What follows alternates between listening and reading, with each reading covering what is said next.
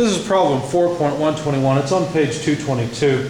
The assembly shown is used to control the tension T in a tape that passes around a frictionless spool at E.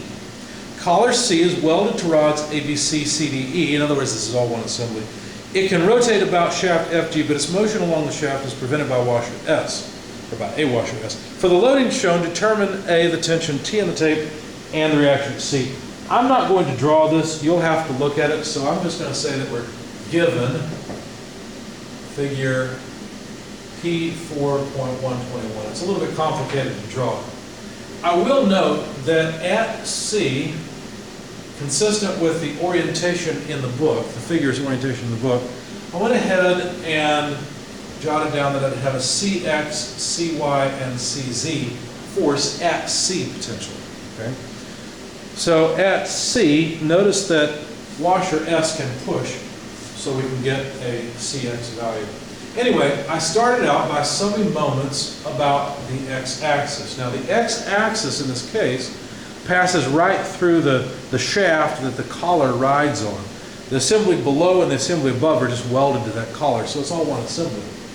So summing moments, I know I have to get 0, and that has to be negative T, because there's tension in the tape, and this is along, well, let's see, it can't be along the X direction, right? This is the tension along the Z direction, and it has a 2.4-inch moment arm. Okay. But then notice there's the externally applied load of 6 pounds at the top. It's applied at point A. That 6-pound load actually acts in the negative Y direction. Since you're summing moments about X, it must have an arm in the Z direction. In fact, that's a 2-inch moment arm. But that's it. So this is actually a pretty simple problem, despite the way that it looks complicated. The tension has to be then 6 pounds multiplied by 2 inches divided by 2.4 inches. And so that comes out to 5 pounds. So there's the tension in the tape. Notice that tension is the same around the spool. So that tension is the same in the Z direction as it is in the X direction.